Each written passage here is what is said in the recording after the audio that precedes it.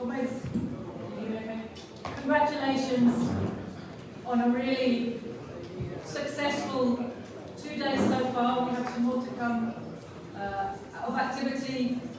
We had a wonderful demonstration yesterday. This has been a really inspiring and spirited conference today. I'm very happy to see and feel in the room the truth of our slogan for today's conference. We are indeed entering a new era of anti-imperialist struggle, and I feel from the contributions I've heard today that all of you are sensing this too, and increasingly we are understanding the need to coordinate practically our action to make sure that the forces on the right side of history are maximised, and we are the ones who are going to be victorious in this new wave of revolutionary struggle, comrades. So thank you, and well done for all your efforts.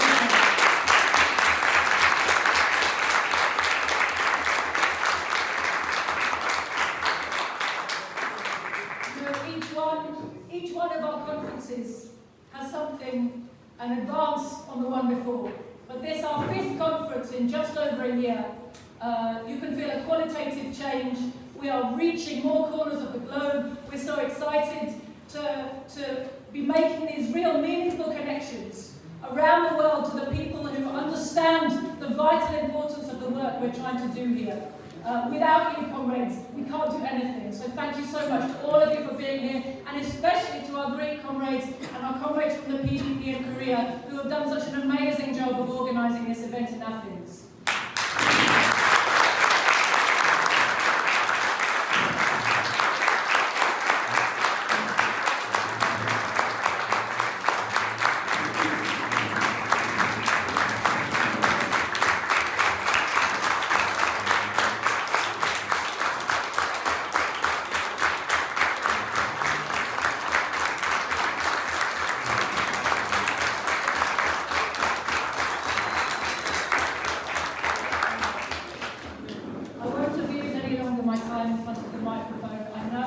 To hear the declaration and go home. So, understanding that we are emerging from the period of deep reaction that followed the capitalist restoration in the Soviet Union and the East European socialist bloc, when the strength of the capitalist imperialist system seemed overwhelming and the forces of national liberation and socialism were in retreat. That as a result of this shift in the balance of forces, the remaining socialist and anti-imperialist countries and movements became isolated and exposed. They were forced to make difficult compromises in order to survive. Developing the tourism industry in Cuba, for example, signing the nuclear agreement in the DPRK, agreeing to nuclear disarmament in Libya and Iraq, accepting US-brokered peace processes in Palestine, in Ireland and other places. But that the era of the stabilisation of global capitalism, during which the imperialist powers escaped their economic crisis and grew rich through the unbridled looting of the wealth and resources of the Soviet and East European peoples, has come to an end. The latest downward lurch of the global economic crisis of capitalism is being felt in the economic and the social life of every country that is connected to the global market economy. That global economic crisis cannot be avoided while the capitalist imperialist system remains, while a few monopolists dominate the entire world economy and create chaos and instability in their desperate quest for maximum profits. That the main threat to world peace is imperialism. In particular, the criminal, aggressive, US-led NATO imperialist bloc, and that we have entered a new historical phase, one in which the final defeat of imperialism has become both a real possibility and a vital necessity.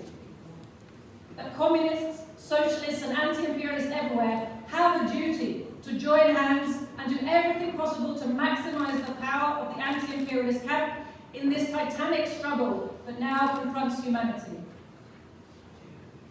The recent uprisings in West Africa and the Middle East remind us once again of the unfinished struggle for national liberation, launched in earnest by the Great October Socialist Revolution of 1917 and carried on in every corner of the oppressed world, which can never be quenched so long as imperialism remains in the world.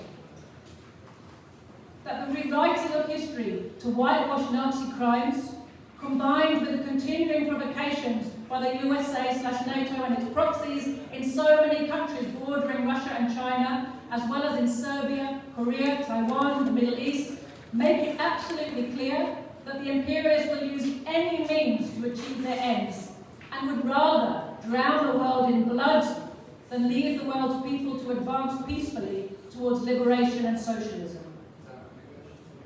That the lighting up of landmarks and hoisting of Israeli flags in Washington, London, Berlin, Paris and Brussels serve as the latest reminder of the unconditional support of finance capital for its proxies in the Israeli terrorist state and its routine export of fascism to maintain its domination around the world. We, the participants at the World Anti-imperialist Platform International Conference in Athens, declare the following: that the history of the last century proves conclusively that the imperialists can never be appeased.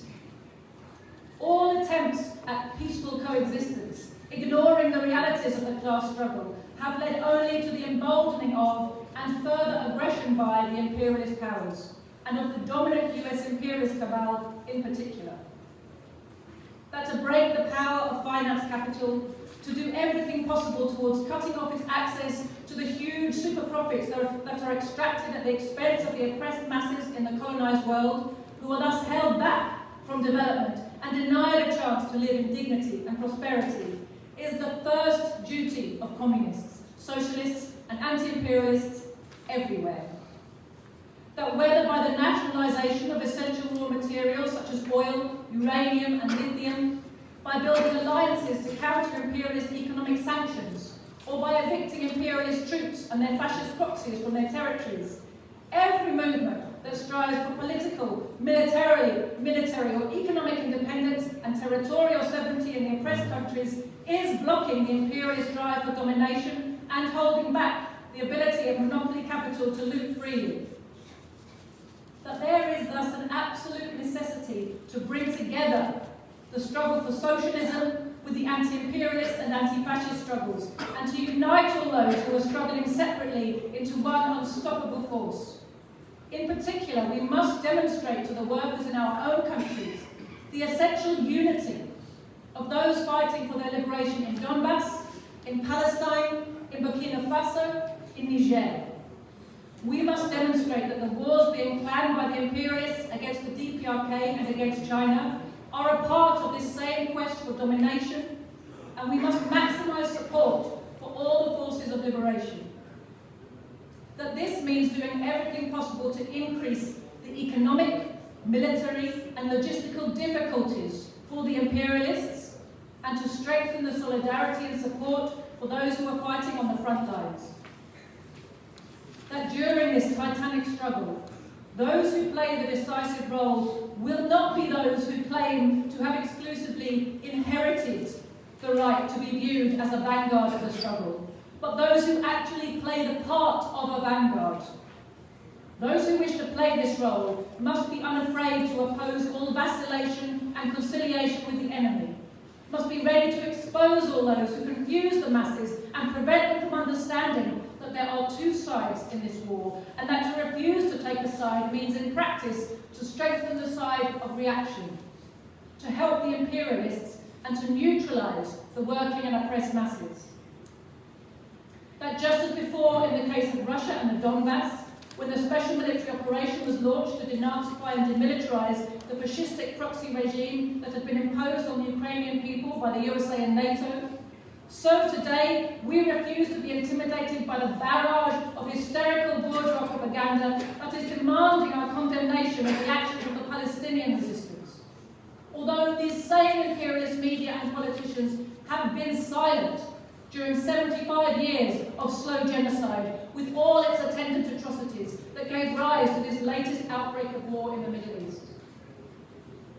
That we will do everything in our power to bring the missing context regarding the national liberation struggle in Palestine to the attention of the workers in our countries, just as we have been doing regarding the liberation struggle of the people of Donbass, and the ongoing aggression against the Russian Federation, and as we will surely do in the case of any future war between the imperialists and the Democratic People's Republic of Korea or the People's Republic of China. That while preferring peace for the sake of human life, we recognise that the only way out of the ongoing Holocaust being perpetrated by the imperialist system is through liberation wars. While the US Congress declares that the USA can fight successfully on many battlefields and should prepare to launch a war against China, the truth is that the imperialists are losing their proxy war against Russia and Ukraine and will surely be defeated if they dare to launch wars in several major theatres at once. That refusing to take a pessimistic view of the global situation, we instead look with optimism at the prospect for our movement and for humanity, recalling the words of Che Guevara in his message to the Tricontinental Conference of 1967.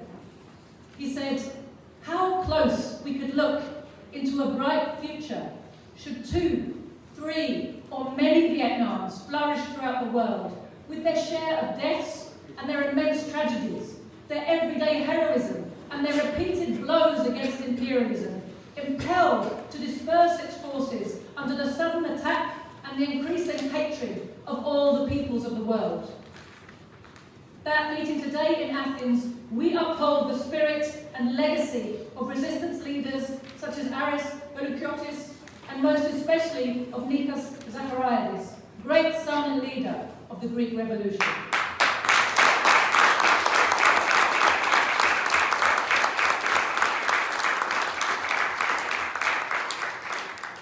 It was Comrade Zachariadis above all who guided his people on the basis of socialist science, and who never lost faith in the strength and ability of the working class, affirming that whatever the difficulties and defeats along the way, history is made by the masses. There is no doubt in our minds that the imperialists will ultimately be defeated, opening up once more the possibility for human progress and civilization to advance.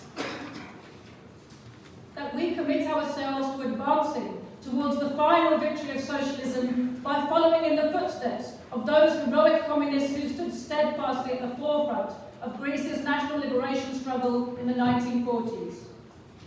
These comrades showed how it is both possible and necessary to combine the anti-imperialist and anti-fascist with the socialist struggle in order to harness the widest possible forces for the immediate stage of the revolution, even while growing the communist forces and creating the best possible foundation for their further advance.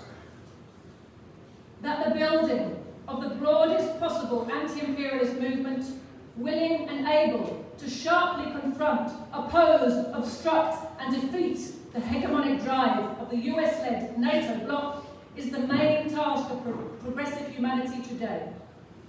No cooperation with the imperialist war machine and its fascist proxies. No cooperation.